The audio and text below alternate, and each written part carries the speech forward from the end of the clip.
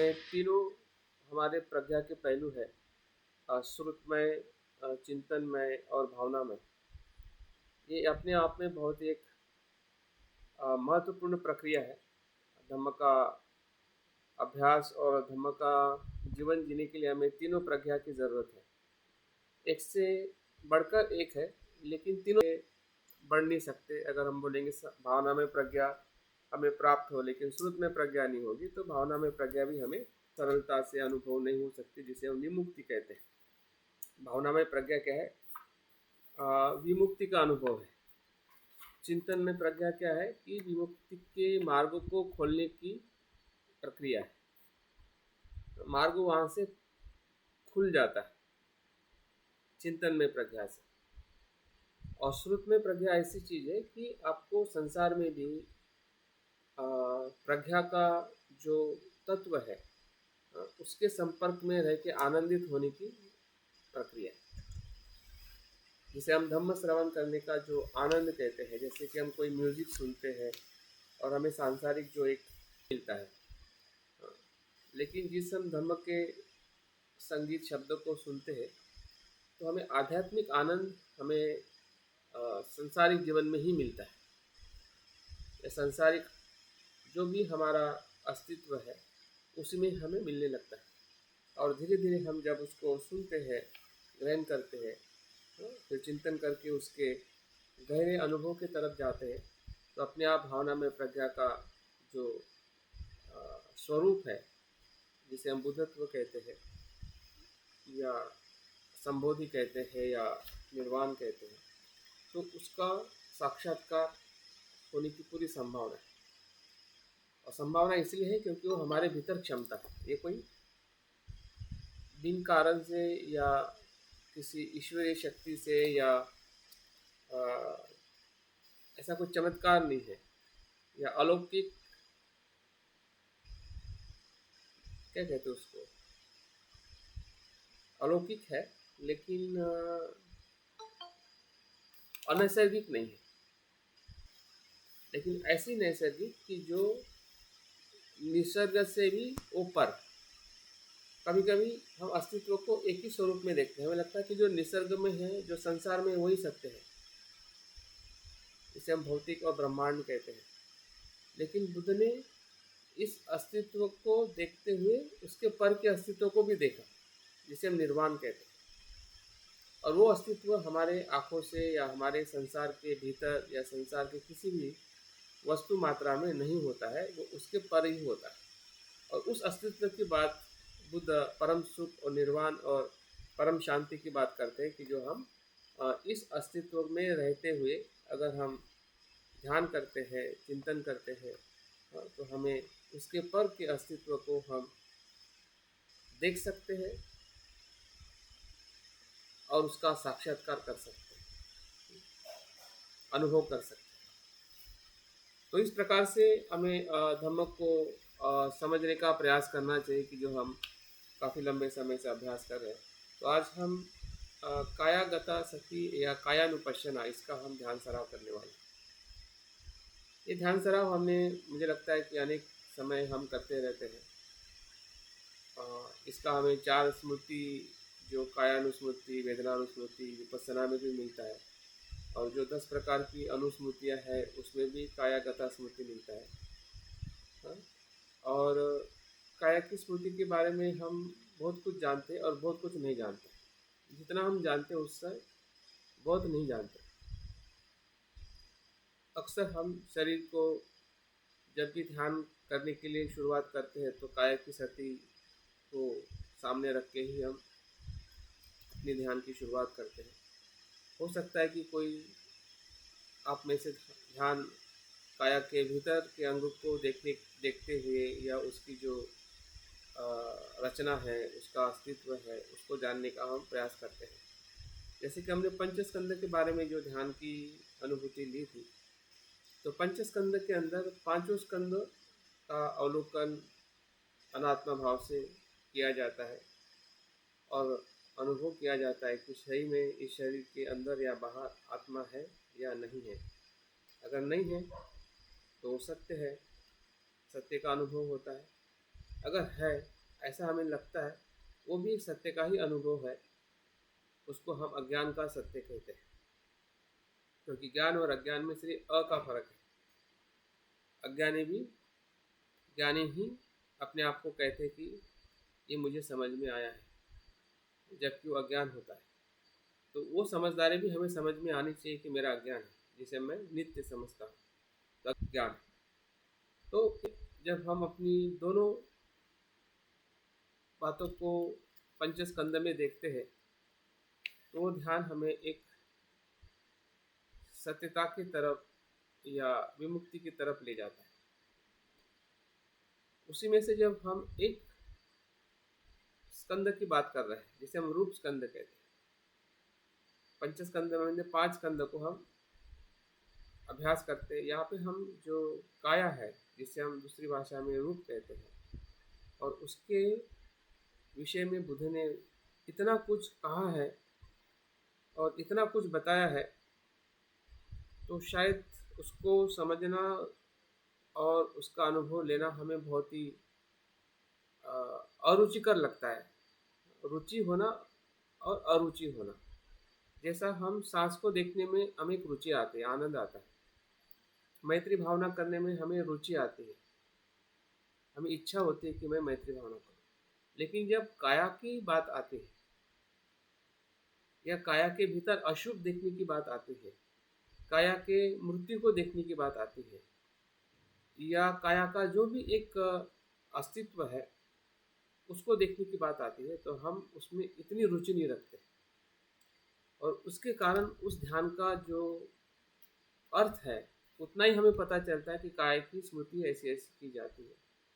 लेकिन उसके भीतर और उसके साथ में जो निर्वाण का जो साक्षात्कार हो सकता है, इसके बारे में बुद्ध ने अनेकों बार कायानुस्मृति की इतनी प्रशंसा की है कि यहाँ तक कहा गया है कि ये जो काया की स्मृति जो है, ऐसा धर्म है या ऐसा ध्यान है कि वो विमुक्ति फल को साक्षात्कार करता है।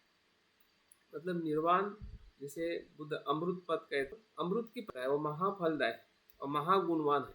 इस प्रकार से बुद्ध कायागति या कायागता स्मृति की प्रशंसा करते हैं। और उसको समझने के लिए हमें थोड़ा और ज़्यादा समय की ज़रूरत है। मैं ऐसा पिछली बार भी मुझे ऐसा लग रहा था कि इसके ऊपर हमें कुछ वर्कशॉप करना चाहिए।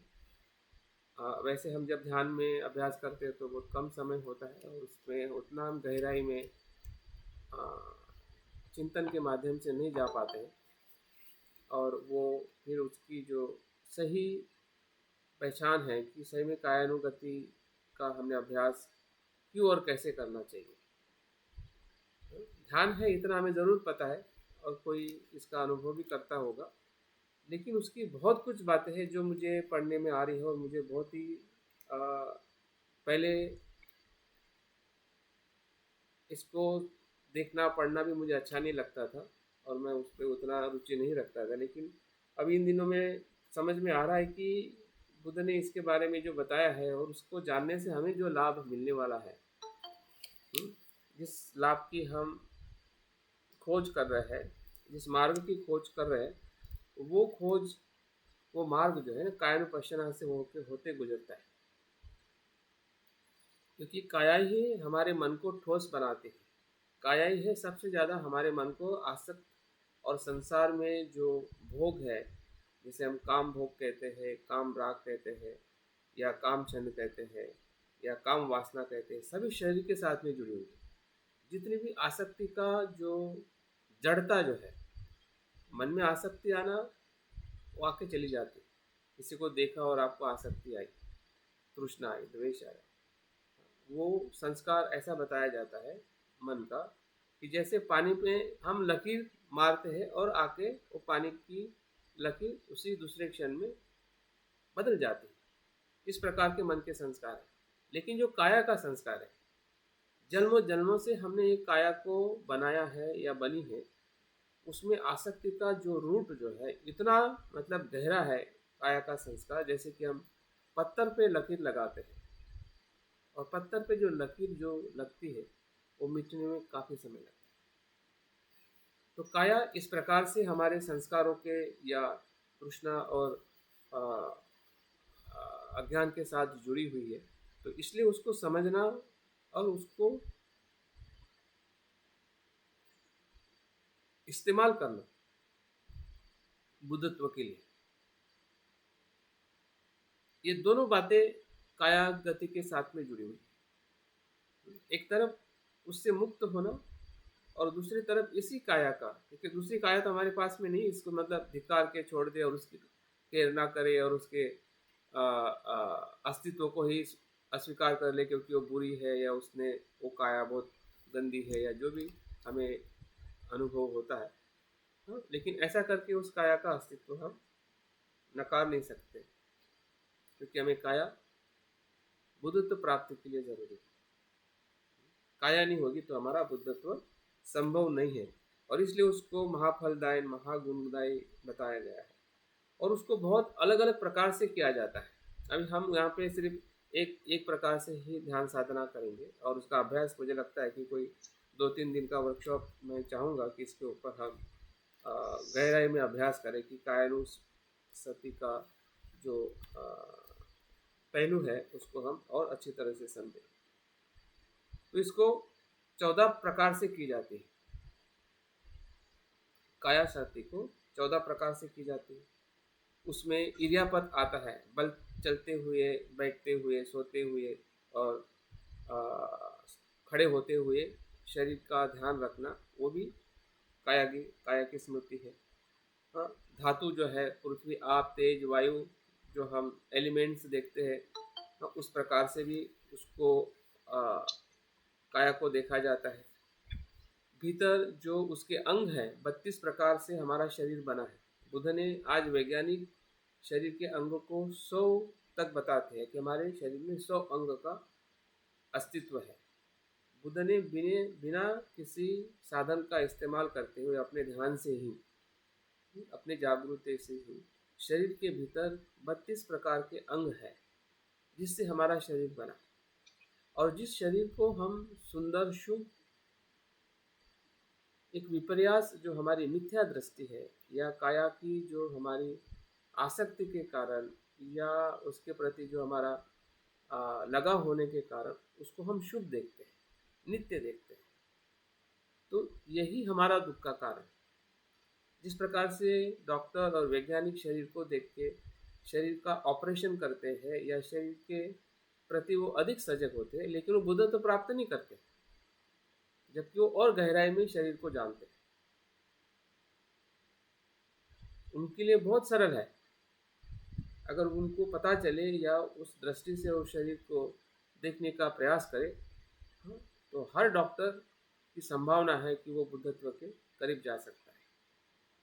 लेकिन उस प्रकार से उनका अध्ययन करने का उद्देश्य नहीं है, या उस प्रकार से बुद्ध की शिक्षा के साथ वो संपर्क में नहीं आ पाते हैं या वो नहीं आते हैं। इसके कारण वे शरीर का उसी प्रकार से अध्ययन करते हैं या उसके प्रति जो कार्य है या उसका मेडिकल का अभ्यास है वो करते हैं। लेकिन अगर हम अपने लिए या बुद्ध के इस ध्यान के बारे में अगर देखें तो एक प्रकार से विज्ञान, शरीर विज्ञान का अभ्यास है। जो विज्ञान हमने पढ़ा है 10th तक, या अगर किसी विज्ञान के हम छात्र हैं तो हमने उतना ही समझा है कि शरीर में क्या होता है और कैसे होता है और किस प्रकार से उसका फंक्शन या बिगड़ना हो, अच्छा रहना हो, जिसे हम बीमारी कहते हैं, वहाँ तक ही हमारा सीमित है। लेकिन यहाँ पे जो हम देखने वाले हैं या बुद्ध ने जो बताया है, ये निर्वाण को प्राप्त करने का माध्यम या अभ्यास है या ध्यान है। तो इस प्रकार से उसको और एक तरीके से बुद्ध ने शरीर को देखने के लिए कहा है। 9 प्रकार से हमारे शरीर की जो मृत्यु के बाद जो अवस्था होती है उसको भी देखना, और शरीर में जो अशुभ है, शरीर में जो गंदगी है, ताकि शरीर के प्रति जो हमारी अतिरिक्त आसक्ति है, ज़रूरत की आसक्ति और अतिरिक्त आसक्ति में फर्क है। ज़रूरत के लिए शरीर से प्रेम करना, उसकी देखरेख करना, उसकी सुंदरता का स्वाद लेना, आनंद लेना, वो आसक्ति नहीं है। लेकिन उससे ज़्यादा, या जिसे हम कह सकते हैं कि अनपेक्षित, अतिरिक्त, वो जो शरीर के प्रति जो हमारी देखने का जो भाव है, हाँ, वो खतरनाक है, वो दुख का कारण। और वो उससे मुक्त होने के लिए बुद्ध कहते हैं, और उसके लिए ध्यान का ये उद्देश्य है। आपकी ज़रूरत की जो शरीर की जो आवश्यकता है, सुंदरता है, केयर है, या निरोगी रखना है, उस भाव को छोड़ने के लिए बुद्ध नहीं कहते। लेकिन हम जब ध्यान करते हैं तो हमें लगता है यार सब कुछ छोड़ना है क्या, और इसलिए उसको हम ट्रीट करते हैं, क्योंकि हमारी आवश्यकता है सुंदर दिखना, सुंदर बताना, सुंदर रहना। कौन अपने आप को सुंदर देखना नहीं चाहता है?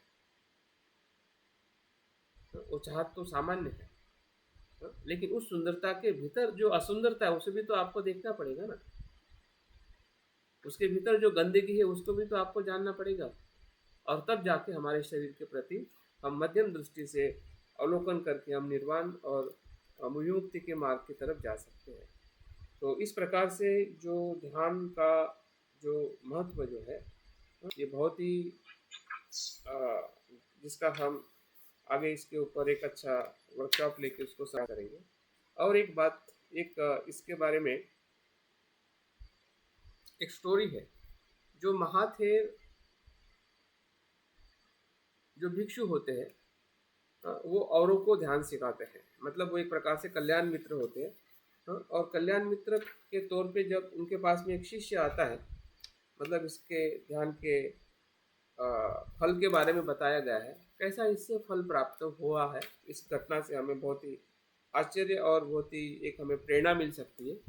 हाँ, उसको ध्यान को करने के इसके 7 तरीके से हमें ध्यान करना है। अभी हम सिर्फ 2 या 3 तरीके का इस्तेमाल करने वाले हैं ध्यान करने के लिए। तो वो जो सीखने के लिए उसके पास में नया जो भिक्खु आता है या सामने आता है, तो उसको पहला जो प्रकार से ध्यान सिखाते हैं कि काया को, जो हमारे 32 प्रकार का जो अंग है, हिस्से है, उसको कैसे देखना है, कैसी सजगता रखनी है, कैसा उसका अभ्यास करना है। तो अभ्यास करने में पहला जो स्तर है वो स्तर है कि उस 32 अंगों के जो हिस्से किए गए हैं, या उसको कहते हैं भाग, कि पहले 5 में जो अंग आते हैं, फिर दूसरे 5 में, फिर तीसरे 5 में, फिर जो एक 6 का भी हिस्सा किया गया है, 6 का, और 5 का। 5 के 1 2 3 4, 4 हिस्से, और बाद में 6 के 2 हिस्से, इस प्रकार से 32। 4 हिस्से, 5 के मतलब 20 हो गया, और 6 के 2 मतलब 12, मतलब 32 हो गया। तो इस प्रकार से बुद्ध ने उसका एक याद रखने के लिए, या उसको जागरूक रहने के लिए, बुद्ध ने 5 के हिस्से बना के, बाद आखिरी के 6 के हिस्से या ग्रुप बना के ध्यान का जो सराव कैसे करना चाहिए।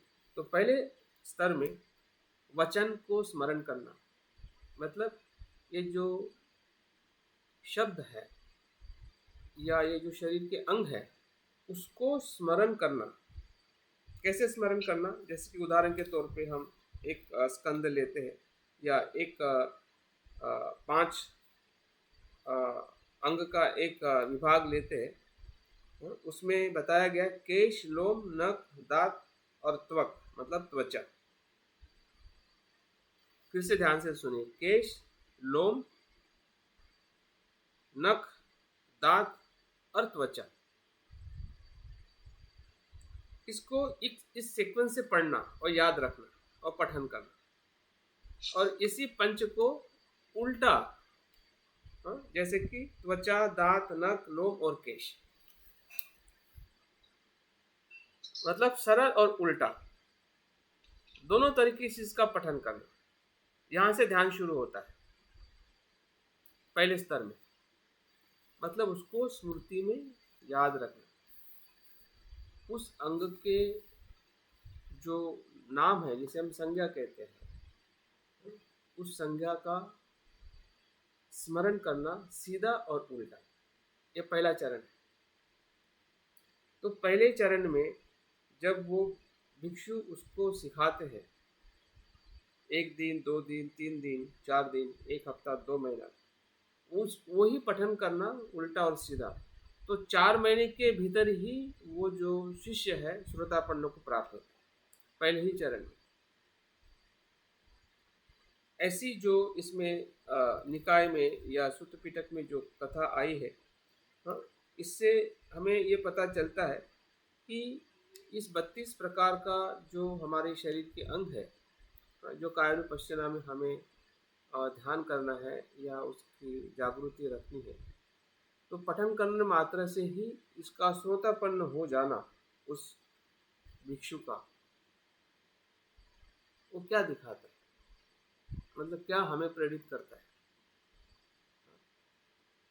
अगर उससे आगे अगर हम करेंगे तो निश्चित ही है श्रोतापन्न के तरफ जाने के लिए जो कर्मठान है या ये जो सती है, भावना है, ये हमारे लिए बहुत ही लाभदायी और गुणकारी हो सकती है या हुई है।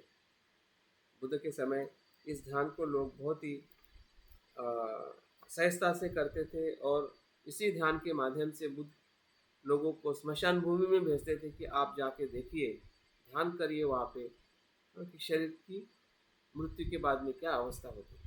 और उसका वर्णन अगर हम किसी भिक्षु के अनुभव में देखते हैं तो उससे तो हमें और अलग प्रकार का अनुभव होने लगता है कि सही में शरीर की अवस्था है और किस प्रकार से होती है, जिस शरीर को हम मैं मेरा अहंकार या जो भी इस शरीर के प्रति जो हमारी एक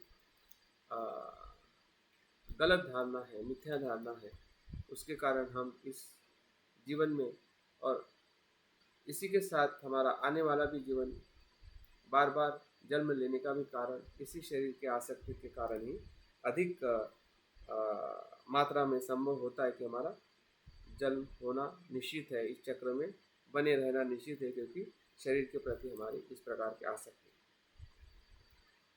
तो हम आज के ध्यान में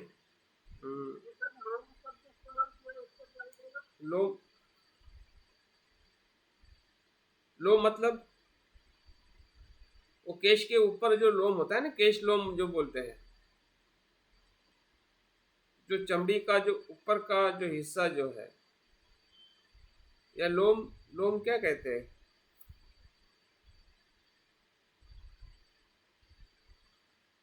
क्या बोलेंगे इसे? अंग्रेजी में क्या बोलेंगे? ढूंढना पड़ेगा। तो इसका भाव तो समझाइए। दांत समझ में आ रहा है, केस समझ में आ रहा है, गुजराती में ताल बोलते हैं वही। हाँ, ताल ताल बोलते हैं इसको। नहीं सर, वो जो बारीक छोटे छोटे बारीक ये रहता है, केस रहता है ना, उसको लोम। हाँ, केश के नीचे, हाँ, केश के नीचे का जो हिस्सा जो है वो लोम है। छोटे छोटे जो केश के नीचे का, हाँ, हम बोलते हैं ना कि रोमांचित, हाँ रोमांचित, हाँ रोमांचित हो जाते हैं हम, ऐसा नहीं कहते कि हमारा शरीर रोमोटे जो शरीर पे रोमोटे होते हैं ना, छोटे छोटे बारीक से। हाँ,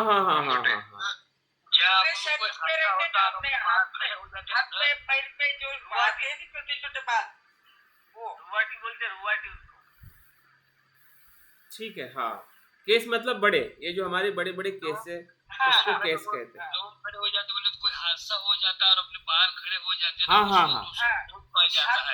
हाथ पैर पे जो आते हैं ना वो, जैसे कोई एक्सीडेंट होता अपन एकदम फ्री हो जाते हैं, या फिर कोई तबाह हो जाता है तो अपने लोग खड़े हो जाते बोलते ना, तो उसको लोग कहते हैं। ठीक है, अभी आपको ढूंढना पड़ेगा कि वो क्या है। तो ये पहला स्तर है, वचन से शब्द से उसको स्मरण करना। दूसरा जो अभ्यास है, फिर उसी ही शब्दों को मन में अनुभव करना, मन से देखना। पहले शब्द से देखना, सीधा और उल्टा, सीधा याद रखना और उल्टा, फिर से सीधा, फिर से उल्टा, फिर से सीधा, फिर से उल्टा, हाँ। और इस प्रकार से फिर मन से उसको देखना,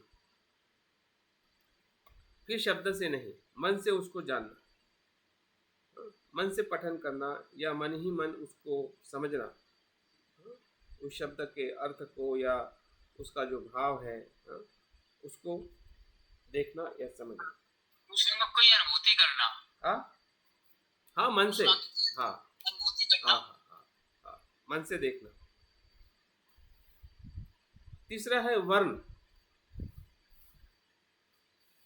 वर्ण का मतलब है कि उसको ठीक ठीक उसका विचार करना कि वो उसका वर्ण क्या है, रंग क्या है,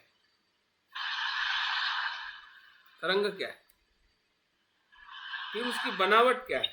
चौथे इसमें बनावट को देखना।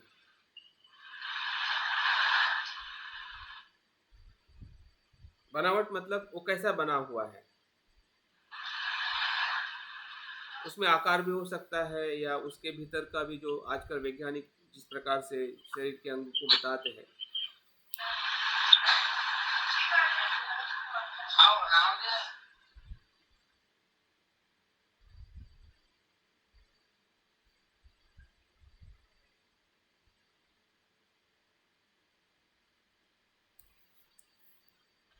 बनावट, फिर उसकी दिशा, पांचवें इसमें दिशा को देखना। दिशा मतलब किस दिशा में है, लेफ्ट राइट, ऊपर नीचे। अगर हम सर की बात, शंकर लाल जी आप अपने माइक को म्यूट करिए, क्यों बार बार खोल रहे हैं?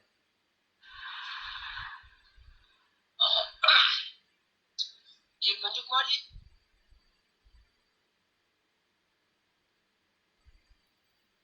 ठीक है। पांचवें में दिशा, किस दिशा में है, नीचे है, ऊपर है, दाएं है, बाएं है, दिशा के साथ में उसका विचार और चिंतन करना। और छठा है अवकाश, स्थान, किस स्थान पर है, उसकी जगह कहाँ पे है।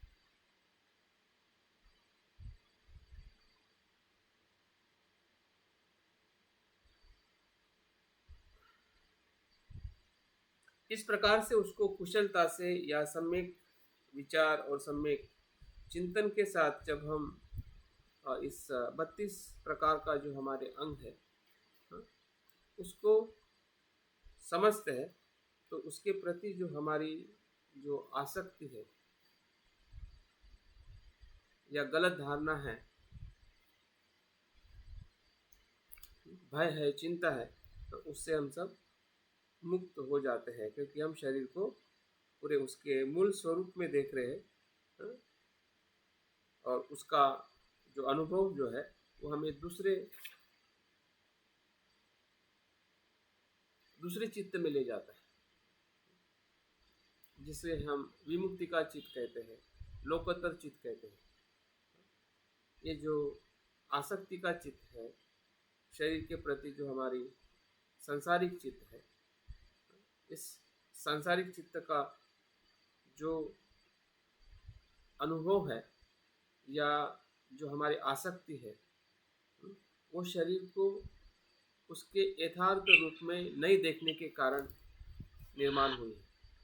लेकिन जैसे जैसे उसके स्वरूप को हम यथार्थ रूप में देखते हैं, तो उसके प्रति जो हमारा लगाव है वो छूटकर बुद्धत्व के प्रति या अनासक्ति के प्रति वो रूपांतरित होने लगता है, और वहाँ से हमारा जो विमुक्ति का मार्ग जो है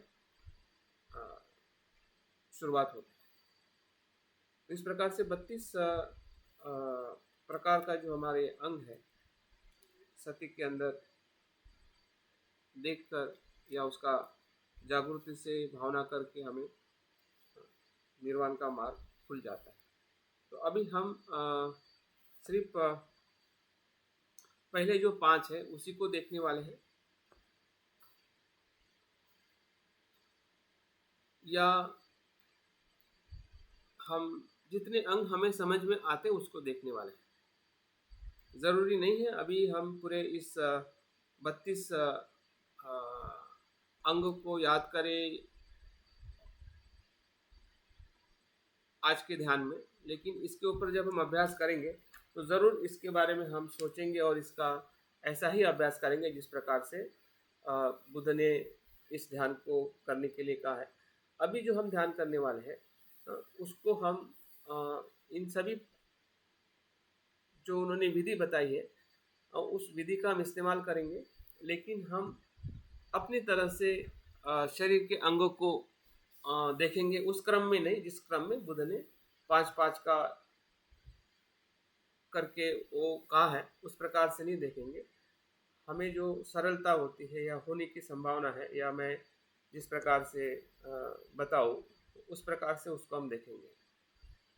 तो पहले ध्यान में या पहले चरण में हम शरीर को 3 हिस्सों में देखेंगे। कमर से नीचे का जो हिस्सा है, जितने अंग हमें स्मरण में आते हैं उसको हम 3 जो विधि है उसका इस्तेमाल करेंगे। शब्द में याद करना, मन में याद करना और उसकी जगह देखना। हम 6 की 6 विधि का इस्तेमाल नहीं करेंगे। हम 3 जो विधि है, जो 6 या 7 विधि बताई उसमें से हम 3 विधि का इस्तेमाल करेंगे और हम हमारे तरह से उसको सरलता से करने का प्रयास करेंगे। जो कमर के नीचे का जो निचला हिस्सा है उसमें जो भी अंग हमें स्मरण आते हैं उसके साथ हम ध्यान भावना कायानुसति का निचले भाग के हिस्से से शुरुआत करेंगे। फिर शरीर के दूसरे चरण में हम जो बीच का हिस्सा है, कमर से लेके अपना चेस्ट तक, उसके जो अंग के बारे में हमें बाहर और भीतर जो भी हमें स्मरण आता है, कुछ बातें मैं बताऊंगा, कुछ आप अपनी तरफ से भी उसका स्मरण कर सकते हैं और उसका मन से भी देख सकते हैं और उसका स्थान कहाँ पर है उसको हमें देखना है और उसका धर्म क्या है, क्या उसमें हमें शुभ दिखाई दे रहा है या अशुभ दिखाई दे रहा है, उसमें सुंदरता है क्या सुंदरता है, वो नित्य है या अनित्य है। इस प्रकार से हम चिंतन करते हुए उसका जो सही भाव है उसको जानने का हम प्रयास करेंगे दूसरे चरण में। तीसरे चरण में जो हमारा शरीर का ऊपरी हिस्सा है, कंधे से या चेस्ट से लेके जो हमारा मस्तिष्क तक का हिस्सा है, उसको हम तीसरे चरण में देखेंगे। जैसा हमने दोनों हिस्से में देखा उसी ही विधि से हम ऊपरी हिस्सा देखेंगे तीसरे चरण में। और चौथे चरण में पूरा शरीर देखेंगे, सर से लेके पाँव तक और पाँव से लेके सर तक। पहले 3 चरणों में हम 3 हिस्से करके उसको जितने अंग हमें याद आते हैं, जो अंग के बारे में हम पहले से ही जानते हैं, उसका स्मृति में रख के उसको हम उसके धर्मों को देखेंगे। तो इस प्रकार से 4 स्टेप में हम ये ध्यान करने वाले हैं। अगर किसी को समझ में नहीं आया तो पूछ सकते हैं, अन्यथा हम ध्यान की शुरुआत करते हैं। पहले चरण में निचला हिस्सा, दूसरे चरण में बीच का, तीसरे चरण में ऊपर का और चौथे चरण में पूरा शरीर, नीचे से ऊपर और ऊपर से नीचे। इस प्रकार से हम कायानुसति का अभ्यास करने जा रहे हैं। तो आप आपके बैठक को ठीक कर लीजिए। अभी हम ध्यान की शुरुआत करते हैं।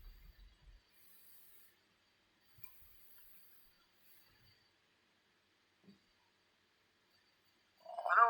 हाँ जी। अभी जो अंग बताए उन पर नहीं करना है ना ना, उन पे नहीं, उनमें तो हम अभ्यास करेंगे,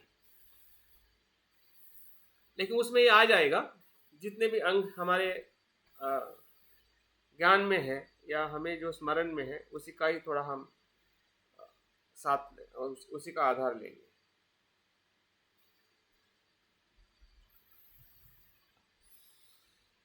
गहरी सांस लीजिए और छोड़िए और देखिए आपका शरीर तनाव मुक्त हुआ है, आपकी बैठक सुखद है, शांत है।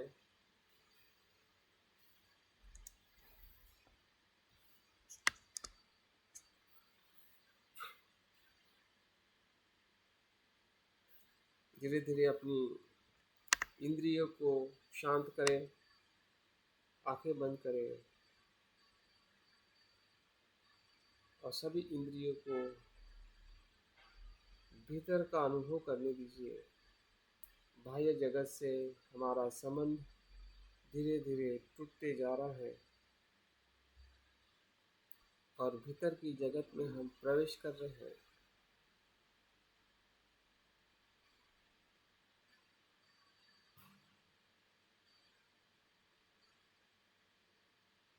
भीतर में जो कुछ भी चल रहा है, हो रहा है,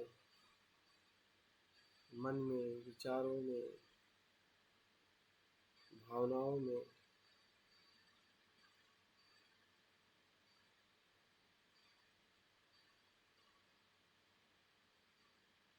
उसे जानिए, अनुभव करिए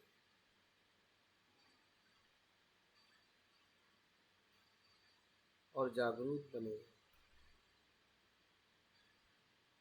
जो कुछ भी हो रहा है वो प्रतीत से उत्पन्न है।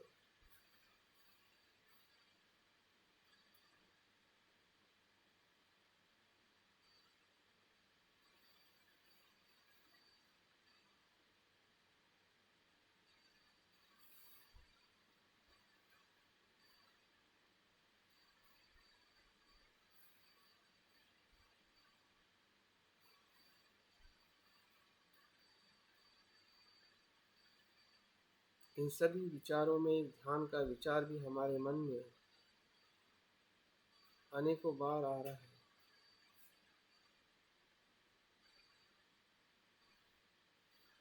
ध्यान करने की भावना हमें प्रेरित कर रही है।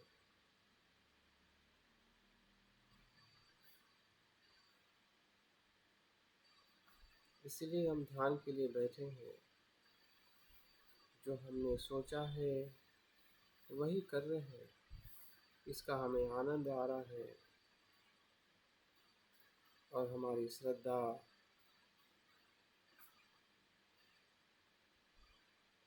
बुद्ध के प्रति और गहरी होती जा रही है।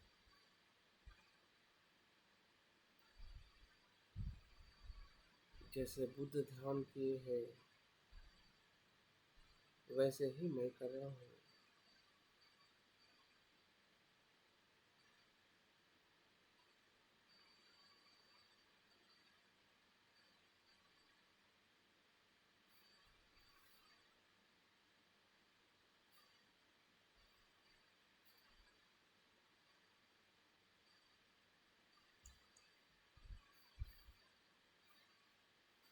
जैसे बुद्ध ने ध्यान से दुख को पहचाना है और मुक्त हुए हैं, वैसे ही मुझे भी होना है।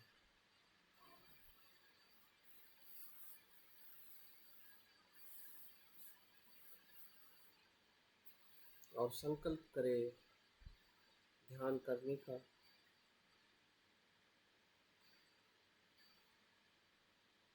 और सत्य का अनुभव लेने का।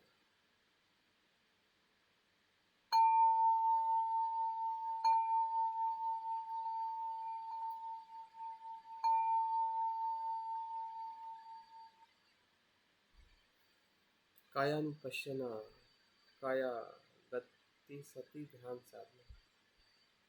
प्रथम चरण में अपने सांस के संपर्क में आइए।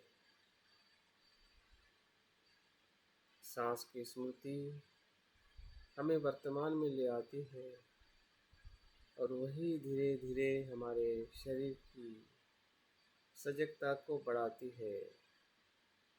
बुद्ध कहते हैं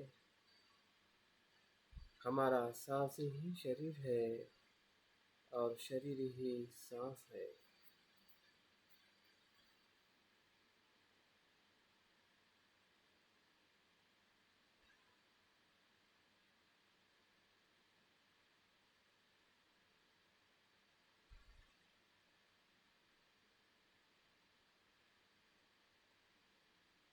शरीर अनेक धातु से, अनेक अंगों से बना है।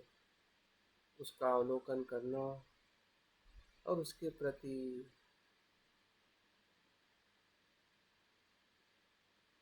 सत्यता का अनुभव करना, यही इस ध्यान का उद्देश्य है।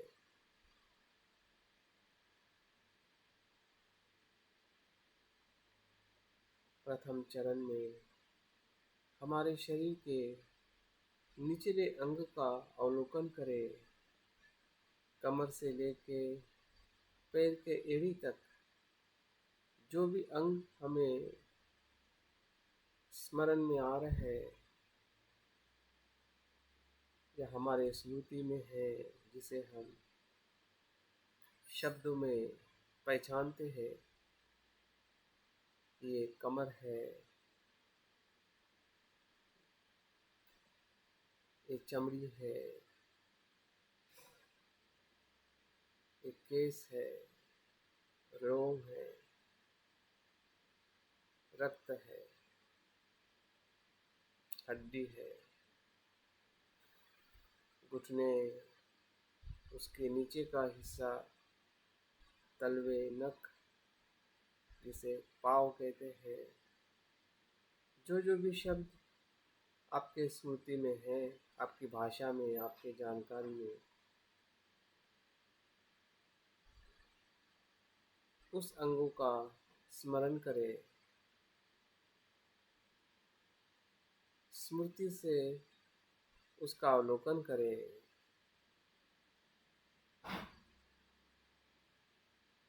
उसका अनुभव करें।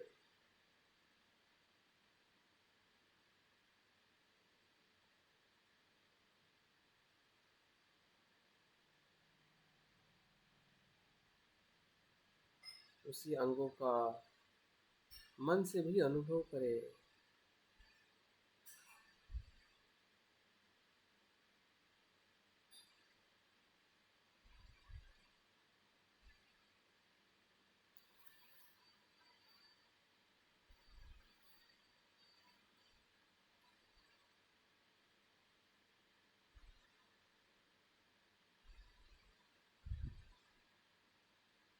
जैसे जैसे आप जागरूक हो रहे हैं तो अंग शिथिल हो रहे हैं, शांत हो रहे हैं। उसके प्रति हमारी दृष्टि बदलती जा रही है। हमने इस प्रकार से कभी हमारे अंगों को देखा नहीं है।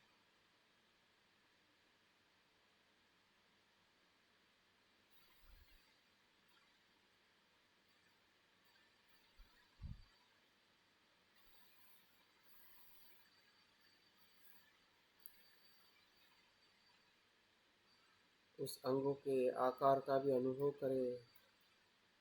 जो भी आकार हमें दिखाई दे रहा है, उसकी जगह दिखाई दे रही है, उसको वैसे ही देखें।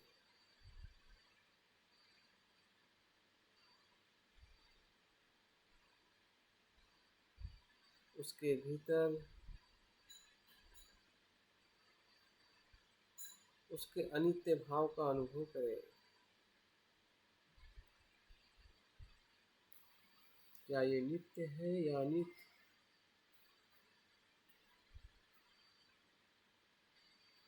उस अंग के संपर्क में, स्मृति में आने से हमें क्या समझ में आ रहा है? हमारी दृष्टि, जो मिथ्या दृष्टि है, धारणा है, उसमें बदलाव हो रहा है और हम देख रहे हैं ये सभी अंग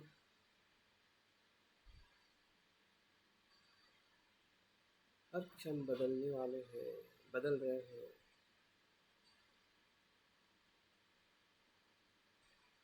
जो बाहर से उसमें हमें सुंदरता दिखाई देती है, लेकिन भीतर अशुभ ही अशुभ है। गंदगी ही गंदगी है।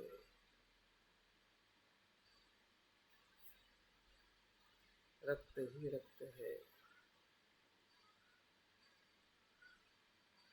हड्डियां ही हड्डियां है।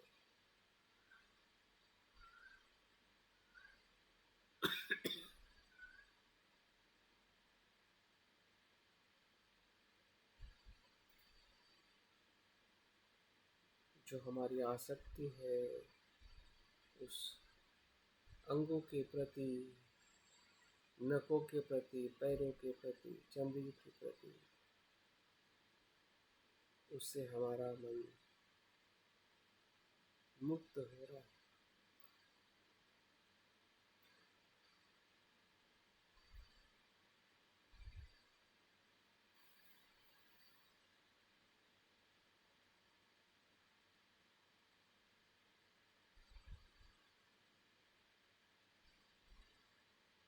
और उसका हमें और सुकून मिल रहा है, तनाव मुक्त।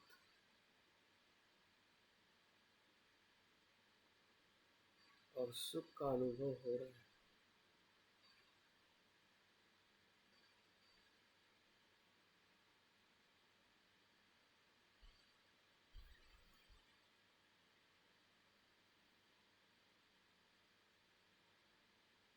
हमारा बंधा हुआ मन मुक्त हो रहा है।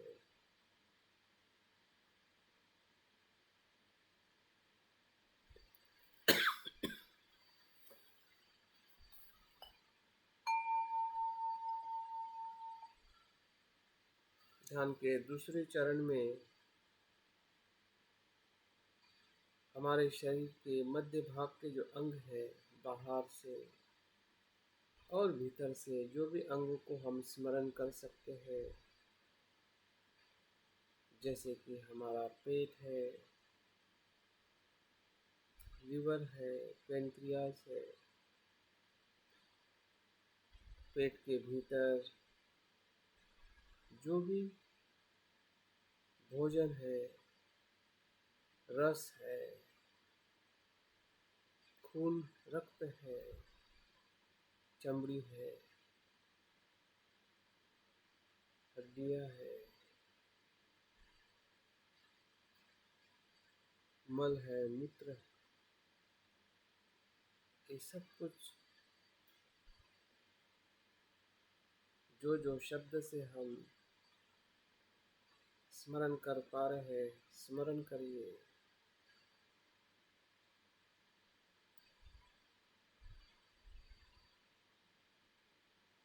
हृदय है, लंग्स है,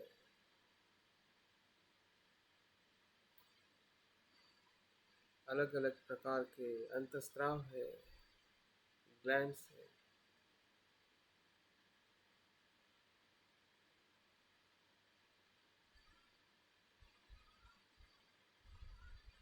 शरीर का मध्य भाग पीठ है,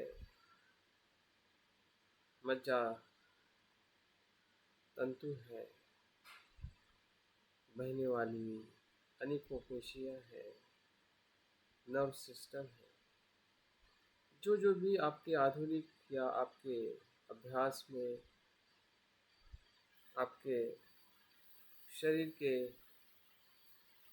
अभ्यास में जो कुछ भी आप स्मरण कर पा रहे, जो याद आ रहा है, जो समझ में आ रहा है, उन शब्दों को, उस अंगों को पहचानिए।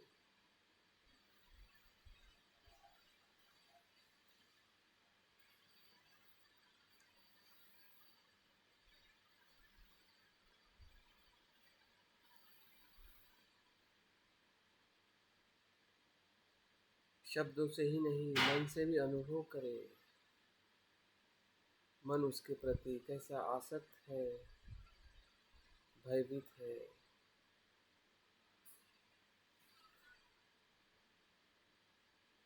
या मिथ्या धारणा में पड़ा है।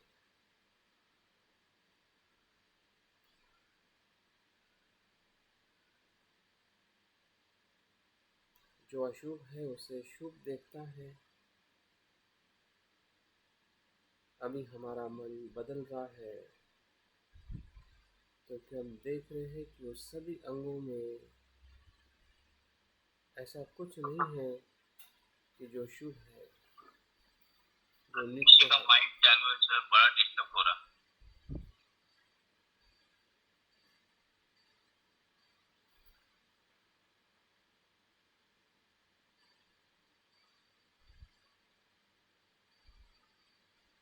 सभी का माइक बंद।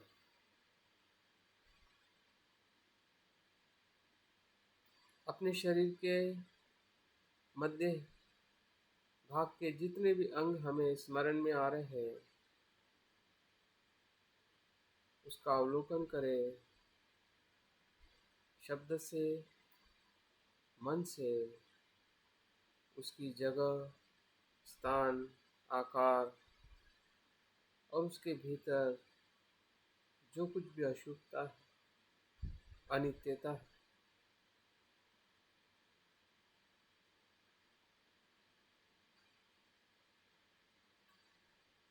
और जो दुख है,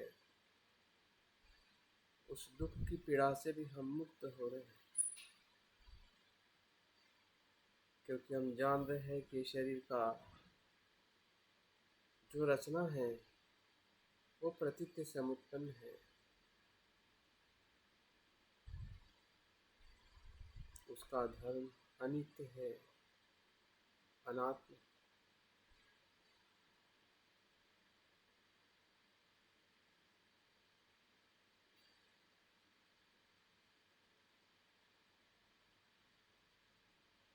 इन सभी अंगों के प्रति हमारी आसक्ति, मिथ्या धारणा से हम मुक्त हो रहे हैं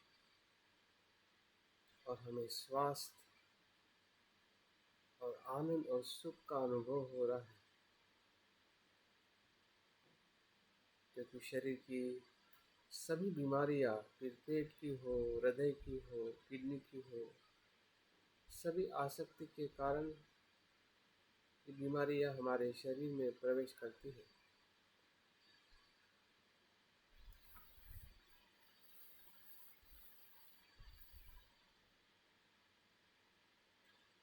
क्योंकि शरीर को हम जैसा है वैसा नहीं देख पाते हैं।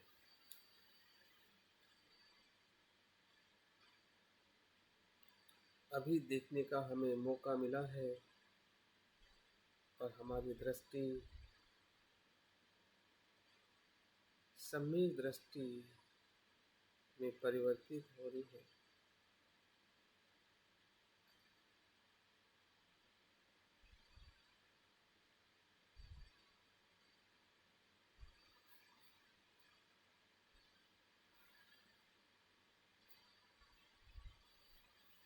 दिखने में कितना भी बाहर से सुंदर हो, लेकिन भीतर से सुंदर और आसक्त कर होने जैसा कुछ भी नहीं है।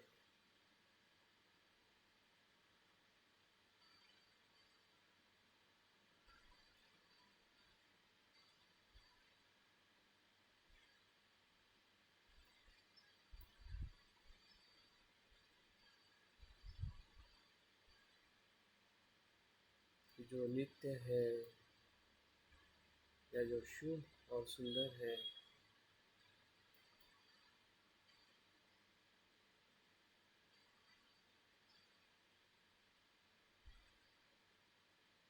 देखिए आपकी स्मृति किस प्रकार से आपके शरीर को देख पा रही है।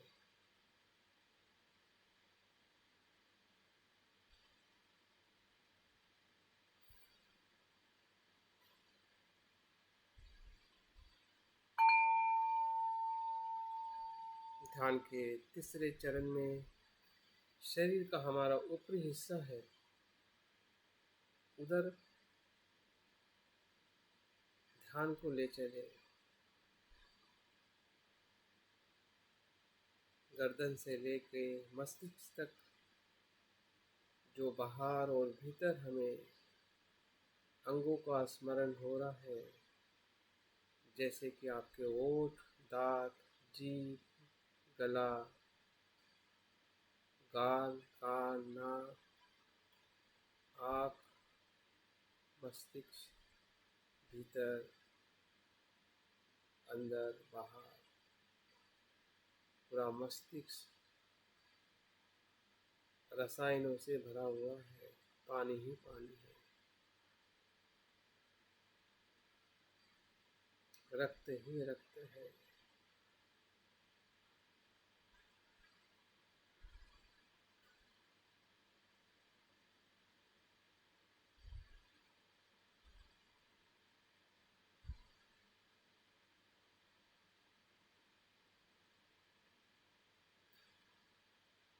मस्तिष्क का कार्य पूरे शरीर को नियंत्रित रूप से चलाने का कार्य है।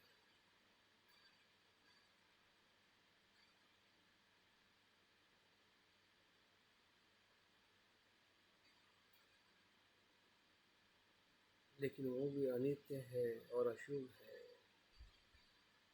उसमें भी ऐसी कुछ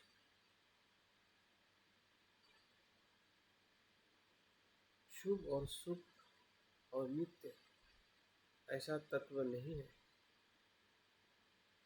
भले हमारा रूप, शरीर, चेहरा कितना भी सुंदर हो, लेकिन भीतर जो गंदगी है चेहरे पर, स्किन पर, आँख के भीतर, कान के भीतर, मुंह के भीतर, बाहर, अंदर, उससे हमारी आसक्ति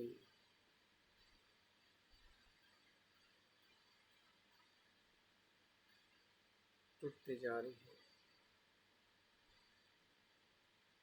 और हम अनासक्त होकर अपने रूप को देख रहे हैं, उससे भी सुंदर है, क्योंकि ये रूप हमें बुद्धत्व की तरफ ले जाने के लिए साधन है।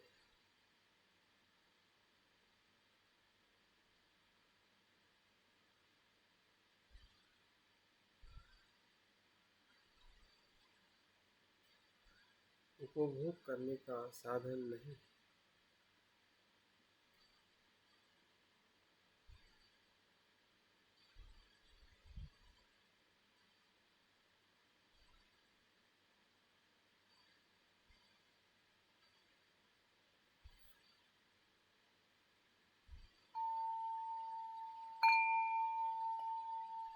ध्यान के चौथे और अंतिम चरण में पूरे शरीर को देखें, मस्तिष्क से लेके पांव तक और पांव से लेके मस्तिष्क तक, सीधा उल्टा, भीतर बाहर, जो भी अंग हमें स्मृति में आ रहे हैं और जिस अंग के प्रति हमारी ज़्यादा आसक्ति अगर हमें महसूस हो रही है,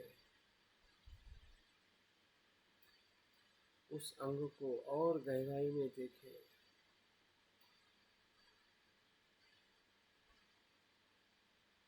सत्य का अनुभव करें, क्या वो नित्य है या अनित्य, शुभ है या अशुभ।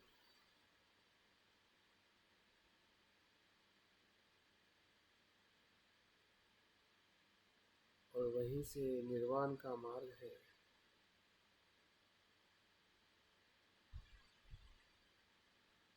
जो अनासक्ति से, विराग से, वैराग्य से उत्पन्न होता है।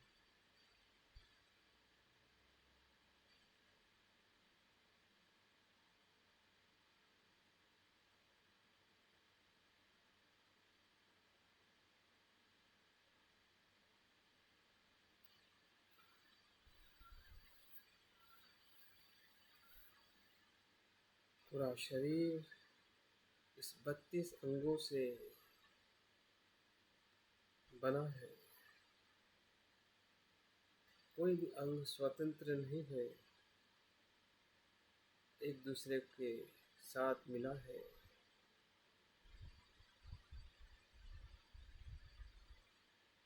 ऐसे ही उसकी रचना है, ऐसा ही उसका कार्य है, जो शरीर को संचालित करता है। फिर सांस का आना या सांस का जाना, हृदय की धड़कन, मस्तिष्क का नियंत्रण, सब कुछ इसी अंगों के अनात्म भाव से संभव है। अगर वो आत्मा होता तो कोई भी अंग एक दूसरे से जुड़ा नहीं होता।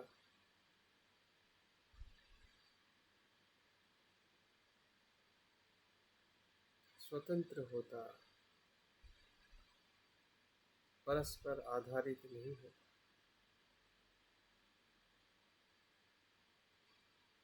लेकिन हम जो अनुभव कर रहे हैं, पूरा शरीर परस्पर आधारित है। सांस की हल्की सी अनुभूति भी पूरे शरीर में सभी पेशियों को जीवित करती है। हजारों पेशियां क्षण में उत्पन्न होती है और मृत होती है।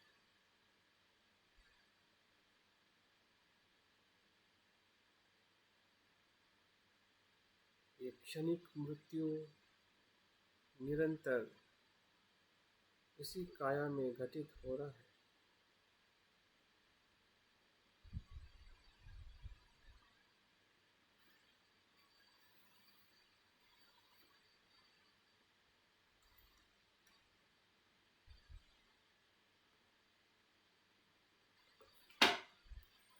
और इसका अनुभव करते करते हमारी मिथ्या धारणा सम्यक दृष्टि में परिवर्तित हो रही है। शरीर के अंदर बाहर के अंगों की जो आसक्ति है, मैं मेरा, उस भाव से हम मुक्त हो रहे हैं।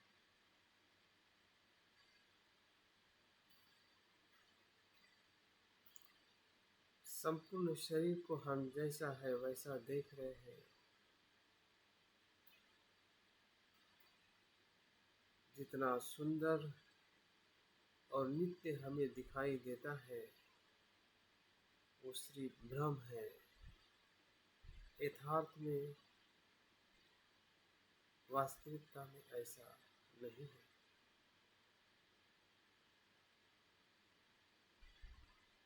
अगर होता तो इसी शरीर में हमें सुख और परम आनंद मिलता। ना शरीर का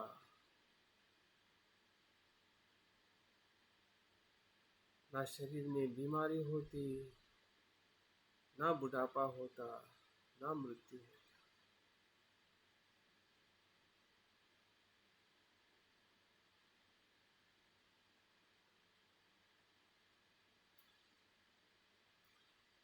लेकिन शरीर का धर्म रोग, जरा, व्याधि, मरण है, जो हमें इसी क्षण में अनुभव हो रहा है। और इस शरीर के प्रति जो हमारी आसक्ति है, भय है, चिंता है, उससे हम मुक्त हो रहे हैं।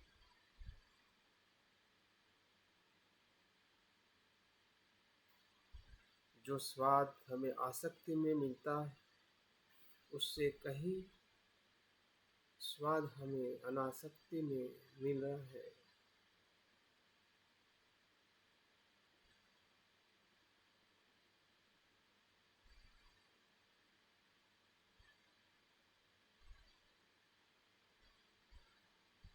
शरीर का धर्म अनासक्ति का धर्म है।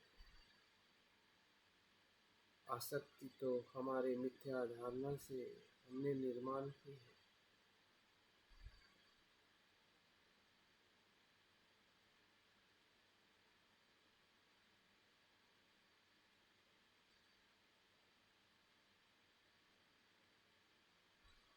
शरीर तो अपने धर्म में ही अनित्य है, अशुभ है, अनात्म है।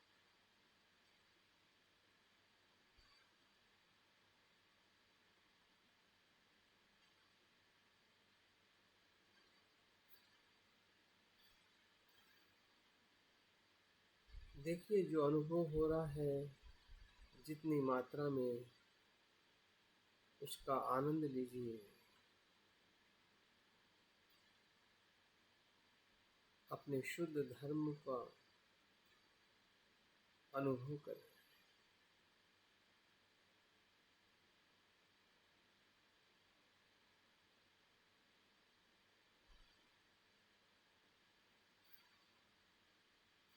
शरीर के मैं के भाव से मुक्त है।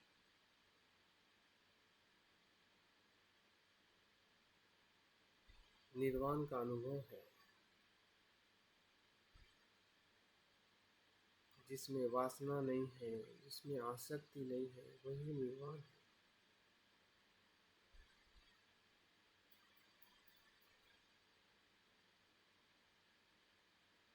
शरीर है लेकिन आसक्ति नहीं है। यही मध्यम मार्ग है। ना शरीर से हमें धिक्कारना है, ना ही शरीर के प्रति हमें आसक्त होना है।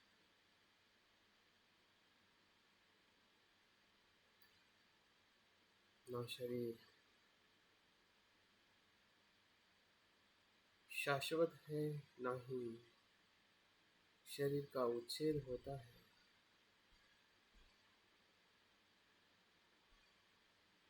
शरीर जिस महाभूत में या महाभूतों से निर्माण होता है, उसी महाभूत में वो विलीन होता है।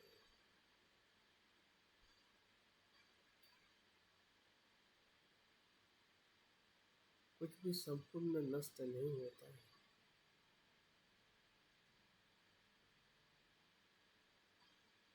रूपांतरित होता है, बदल जाता है। यही सत्य है, यही धर्म है। उसी को धारण करे जो धर्म है।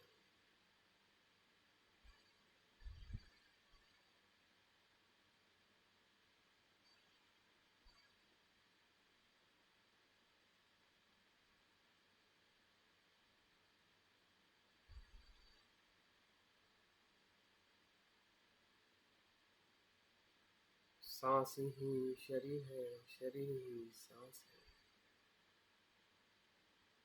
भले शरीर ठोस आकार में दिखाई देता है, लेकिन सब कुछ सांस की प्रवाह की तरह है। फिर हड्डियां हो, मांस हो, पेशी हो, रक्त हो, सभी सांस की तरह गतिशील है।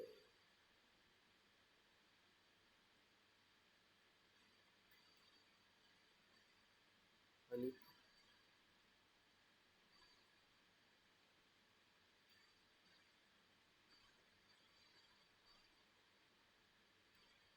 कंपन ही कंपन है, तरंग ही तरंग है।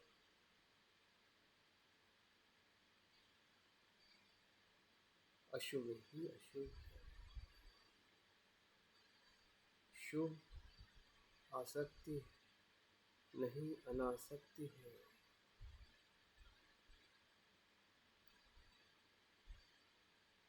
शुभ संसार में रहना, शुभ नहीं निर्वाण में प्रवेश करना।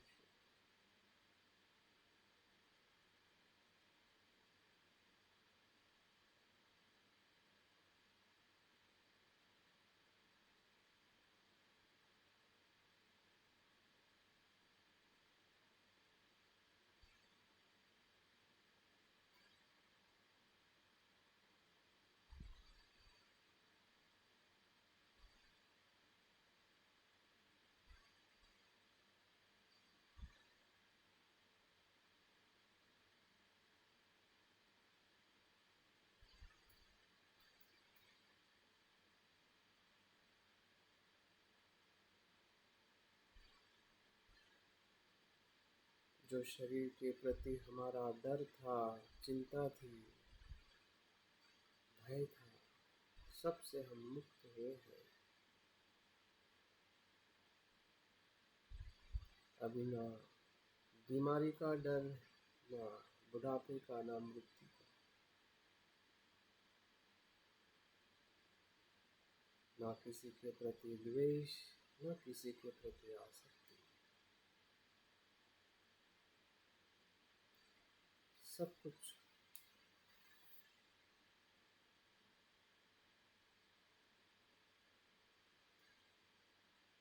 शुद्ध ही शुद्ध है।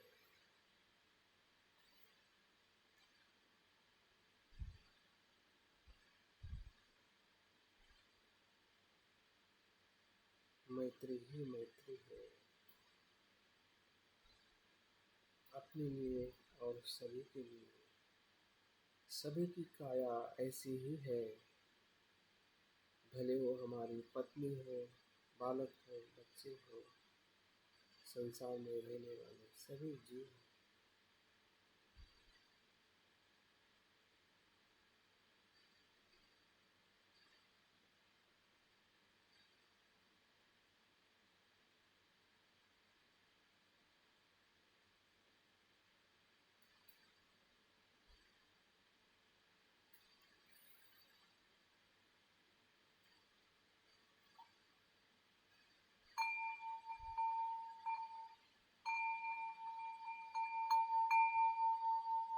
सबे सता सुखी हो, सबे सता सुखी, सबे सता सुखी। धीरे धीरे ध्यान को पूर्ण करते हुए समाप्त करें।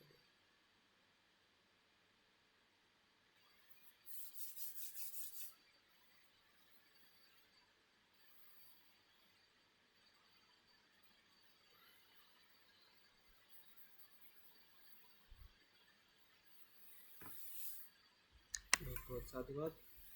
आज के ध्यान सत्र में बने रहे थे। जो कंटिन्यू करना चाहते हैं वो लेफ्ट होकर अपना ध्यान कंटिन्यू कर सकते हैं, या फिर ध्यान का नमो बुद्धाय सभी को। मनीष सर, मैं एक छोटा सा अनुभव साझा करना चाहती हूँ। बिल्कुल। ये काया अनुपस्थना करीब मैंने परसों पहले मैंने जब शुरू किया था, तब मुझे ये ज्ञात नहीं था कि इसको काया अनुपस्थना कहते हैं। पर चूंकि मैं बनारस की हूँ और गंगा के पास बहुत सारे शमशान घाट हैं, आपके लिए तो अच्छा मौका है। जी, मैं कई बार बैठी हूँ असल में। तो वहां पे मैंने पहली बार इस अपनी काया के कंकाल को अनुभव किया था, और वहीं से मुझे ये अनुभव हुआ कि मैं अपनी बॉडी के सारे पार्ट्स को तोड़कर रख सकती हूँ, क्योंकि मेरे पास भाषा नहीं थी उस समय बौद्ध दर्शन की, और मेरी ये पर्सनल भाषा थी जिसका मैं इस्तेमाल करती थी अपने अभ्यास में। तो मैंने ये जाना कि मैं अपने सारे बॉडी के पार्ट्स को तोड़ सकती हूँ और फिर उसको फिर से लगा सकती हूँ।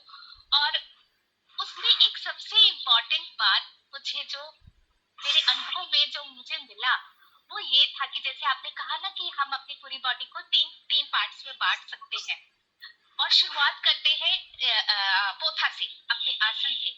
तो वो जो मूलाधार चक्र था, वहां से एनर्जी क्रिएट होती है जब हम सही ढंग से ये कायानुपसना को करना शुरू करते हैं और अनुभव में आते हैं। जिसे कि जैसे आपने मुझे बताया था मुचिनंद कथा, जी, बस वही अनुभव इसमें प्राप्त होगा, जिसको कि चूंकि मैं योग से भी थोड़ा बहुत जुड़ी हूँ, तो उसको कुंडलिनी जागरण करते हैं, जिसमें कि लोग सातों चक्र या 8 चक्र और सहस्त्र चक्र को जागृत करते हैं।